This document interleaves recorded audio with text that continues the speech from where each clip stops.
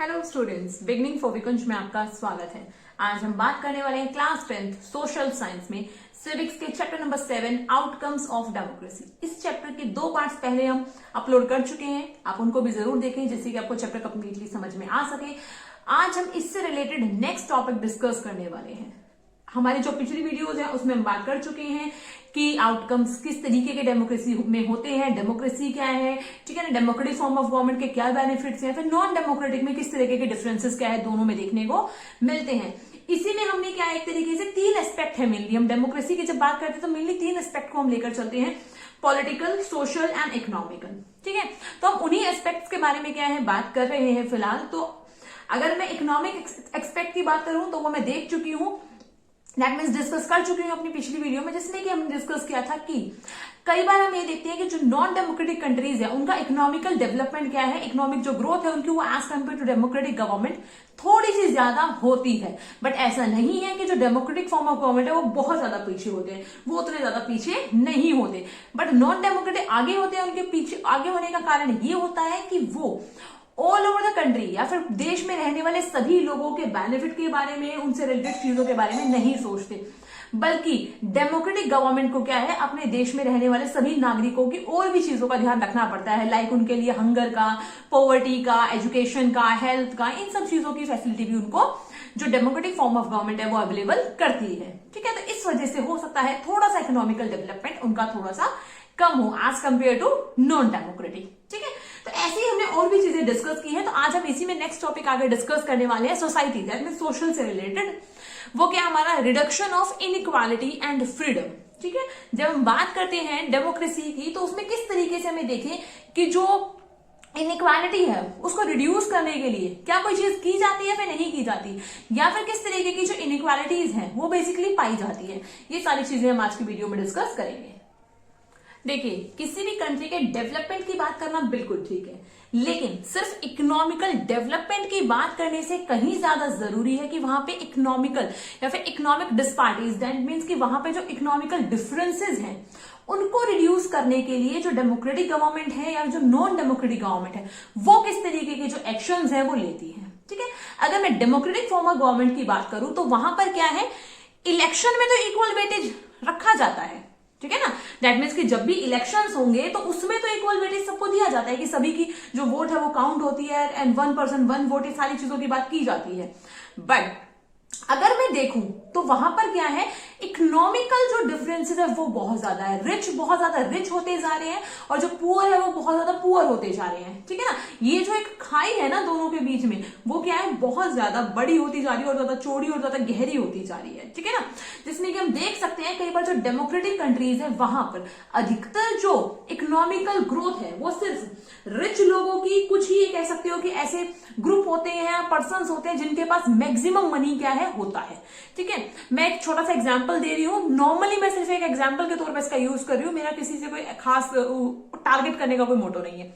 जैसे कि अगर मैं इंडिया की बात करूं तो हमारे इंडिया में क्या है, अगर हम जब भी बात करते हैं इनकम की या इकोनॉमिकल डिफरेंस की, ठीक है ना, इन सारी चीजों के डेवलपमेंट की, तो हम देखते हैं कि हमारे कंट्री में सिर्फ गिने चुने नामों को हम जानते हैं, लाइक टाटा, बिरला, अंबानी, अडानी। ठीक है ना, यही कुछ नाम हमें सुनने को मिलते हैं और हम ये देखते हैं कि हमारे कंट्री का अधिकतर जो अराउंड ये कह सकते हो कि 50% जो वेल्थ है वो सिर्फ इन्हीं के पास है, अधिकतर पैसा। जैसा कि एक एग्जांपल अभी 2 दिन पहले आपने देखा है कि 23 दिसंबर को अभी क्या है एक रेड पड़ी है, जिसमें क्या है एक तरीके से पीयूष जैन के एक व्यक्ति है, उनको क्या है 160 करोड़, मोर देन 160 करोड़ उनके पास मिले हैं। उन्होंने क्या किया है, इनकम टैक्स चोरी किया, फिर जो भी उन्होंने एक तरीके से गलत एक्टिविटीज में वो इन्वॉल्व रहे हैं।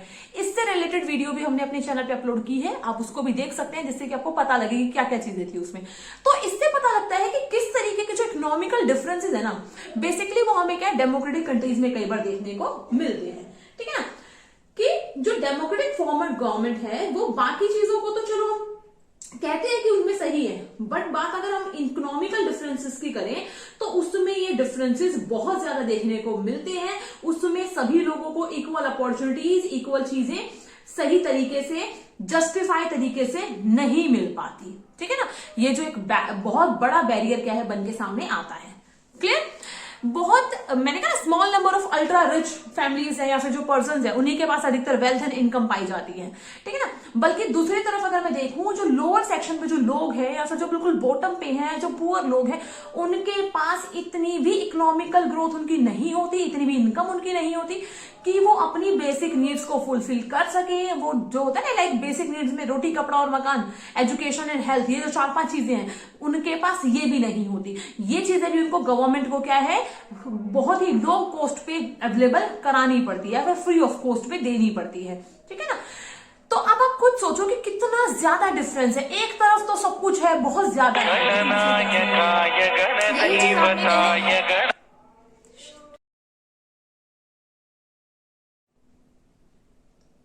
यही चीज क्या है, आपने, मैं अगर आपसे बात करूं तो क्लास 9th में हमने पढ़ी थी कि जब बात इलेक्शंस की आती है तो सभी जो पार्टियां हैं वो उनका फुल फोकस रहता है, क्योंकि जो वीकर सेक्शन है ना वो उनका सबसे बड़ा वोट बैंक माना जाता है, कोई भी उनको छोड़ना नहीं चाहता है, ठीक है। ऐसा ही एक, अगर मैं अपनी नेबरिंग कंट्री की बात करूं तो बांग्लादेश है, जहां की जो अधिकतर जो पॉपुलेशन है वो गरीबी रेखा से नीचे है, अधिकतर जो लोग हैं वो वहां पे गरीब है, ठीक है ना। तो आप एक देख सकते हो कि जो लार्ज पोर्शन है ना हमारे कंट्री में, अगर मैं इंडिया की बात करूं तो यहाँ भी लार्ज जो प्रपोर्शन है वो वोट देने वाला वो गरीब लोग हैं, ठीक है ना। और कोई भी उनको नहीं छोड़ना चाहता, सिर्फ चाहे वो वोट की वजह से ही क्यों ना हो।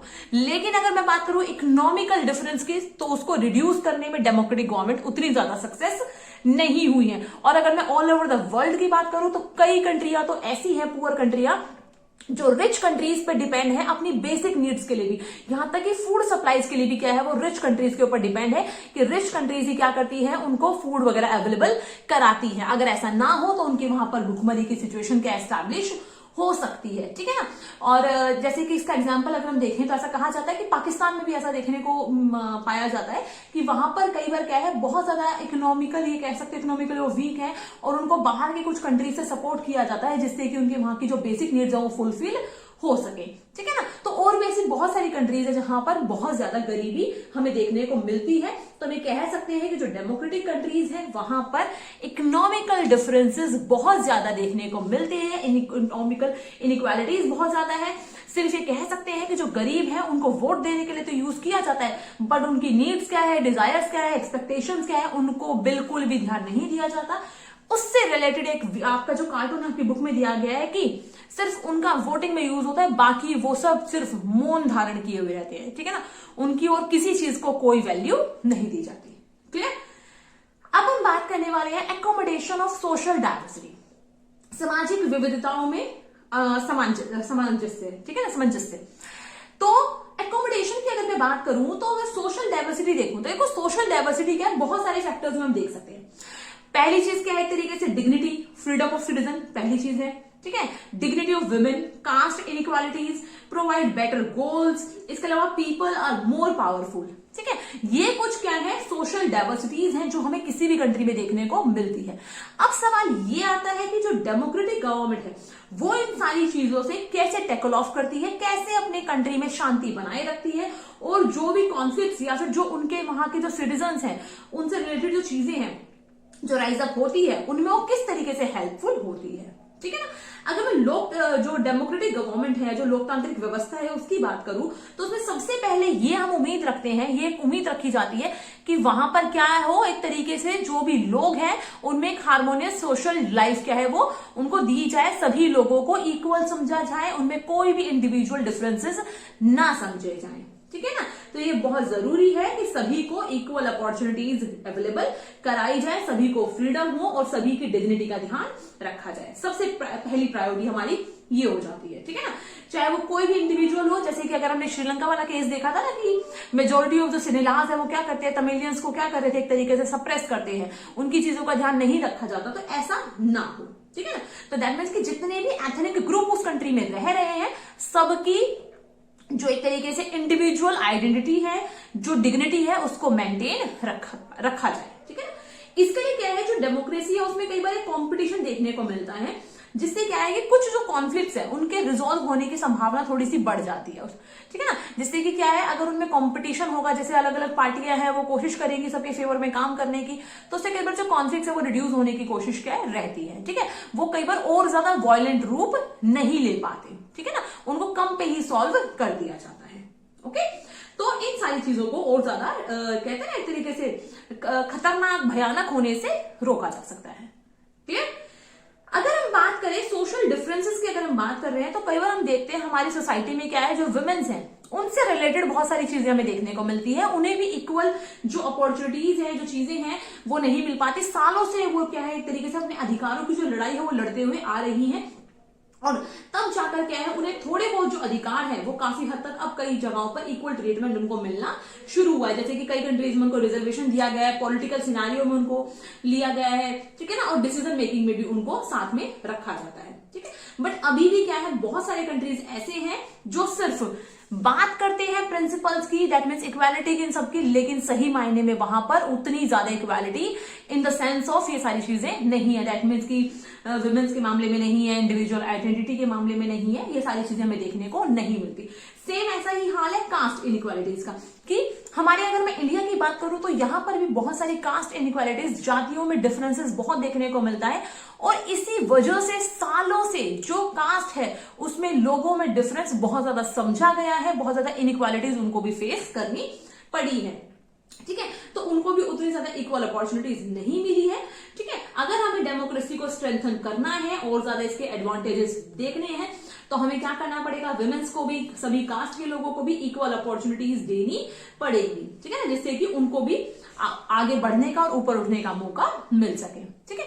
बट नॉन डेमोक्रेटिक कंट्रीज की अगर मैं बात करूं तो वो कभी भी इतना ज्यादा ध्यान चीजों पर नहीं देते, या तो वो अपनी आंखें बंद कर रहते हैं, उन्हें कोई मतलब ही नहीं होता उनके कंट्री में क्या चल रहा है, या फिर अगर वो क्या करते हैं उनके कंट्री में जो भी इंटरनल डिफरेंसेस क्रिएट होते हैं वो उनको सप्रेस कर देते हैं, ठीक है ना। उनकी पूरी कोशिश रहती है वो उनको दबा दे। लेकिन जब हम बात कर रहे हैं डेमोक्रेसी की, तो डेमोक्रेसी का सेकेंड आउटकम ही यही हो जाता है कि डेमोक्रेसी में क्या होता है एक तरीके से ability to handle social differences, division and conflict, कि जितने भी सोशल डिफरेंसेस है, चाहे वो जेंडर के बेस पे हो, कास्ट के बेस पे हो, ठीक है ना, किसी भी चीज पे हो, जो भी डिवीजन्स हैं या जो भी कॉन्फ्लिक्ट्स क्रिएट होते हैं उन सबको रिजॉल्व करने का काम किसका होता है, डेमोक्रेसी का होता है, डेमोक्रेटिक फॉर्म ऑफ गवर्नमेंट का होता है, ठीक है। अगर ऐसा होता है तो क्या है, वो कंट्री क्या है और ज्यादा स्ट्रॉन्ग हो जाती है। अगर ऐसा नहीं होगा तो हो सकता है कंट्री में डिवीजन होने की भी जो पॉसिबिलिटीज है वो बढ़ जाए, ठीक है। इसी जो आउटकम है जिसकी मैंने बात की कि डेमोक्रेसी का ये सेकंड आउटकम है, इस कंडीशन को अचीव करने के लिए दो मेन चीजें जरूरी है। वो क्या है, अब उनकी बात कर लेते हैं। अगर हम बात कर रहे हैं ना डेमोक्रेसी की, तो in democracy majority always needs to work with minority. सबसे पहली चीज हमें क्या करना है, जो मेजॉरिटी ऑफ जो लोग वहां रह रहे हैं उनको हमेशा माइनॉरिटी के साथ मिलकर काम करना है, और सरकार को उन दोनों के लिए काम करना है, ठीक है। सरकार को किसी एक का फेवर नहीं करना, श्रीलंका की तरह, ठीक है ना। उनको क्या करना है, दोनों के ही जो जनरल व्यूज हैं उनको रिप्रेजेंट करना है, दोनों की सुननी है, उनसे रिलेटेड जो चीजें हैं वो डिसाइड करनी है, ठीक है। किसी एक जो ग्रुप है उसके व्यू को कोई परमानेंट इंपॉर्टेंस नहीं देनी, सिर्फ जानना जरूर है, ठीक है। नेक्स्ट बात क्या आती है कि it also necessary that rule by majority. देखो ये जरूरी है कि जो किसी भी डेमोक्रेटिक कंट्री में जो रिप्रेजेंटेटिव हो मेजोरिटी से आए हो, ठीक है। लेकिन उसका मतलब ये नहीं हो जाता कि जो मेजोरिटी कम्युनिटी है वो वहां पे रूल करेगी, ठीक है। चाहे वो किसी भी जेंडर से बिलोंग करती हो, रिलीजन से, रेस से, लिंग्विस्टिक ग्रुप हो, किसी से भी बिलोंग करती हो, मेजोरिटी कम्युनिटी रूल करे ऐसा नहीं है, मेजोरिटी रूल करे ऐसा है। दैट मीन्स कि अगर मैं बात करूं तो किसी कंट्री में अगर 1000 लोग रहते हैं तो उसमें से अगर 600 के समथिंग अगर किसी पार्टी को वोट मिल रहे हैं तो वो मेजोरिटी कहलाएगी, ना कि ये कि कोई पर्टिकुलर रिलीजन रूल करे या रिलीजन को वोट मिल रही है तो वो रूल करे, ऐसा नहीं है। Next, democracy remains democracy only as long as every citizen has a chance to be in majority at same of time, ठीक है। वो कह रहे हैं डेमोक्रेसी तभी डेमोक्रेसी रह सकती है जब वहां रहने वाले हर एक नागरिक को बराबर का मौका मिले, बराबर की अपॉर्चुनिटी मिले, जिससे कि वो क्या है उसमें अपना इक्वल जो प्लेस है वो समझ सके डेमोक्रेसी में, ठीक है ना। उसको उसके साथ कोई भी भेदभाव ना किया जा सके, ठीक है ना। सभी को दैट मीन्स के साथ लेकर चला जाए, किसी को भी पीछे ना छोड़ा जाए। ओके, आई होप सो कि आपको ये टॉपिक समझ में आया होगा। इसका नेक्स्ट टॉपिक हम अपने नेक्स्ट वीडियो में डिस्कस करेंगे। Thanks for watching and good luck student. Video को लाइक करें, शेयर करें, चैनल को सब्सक्राइब करना ना भूलें।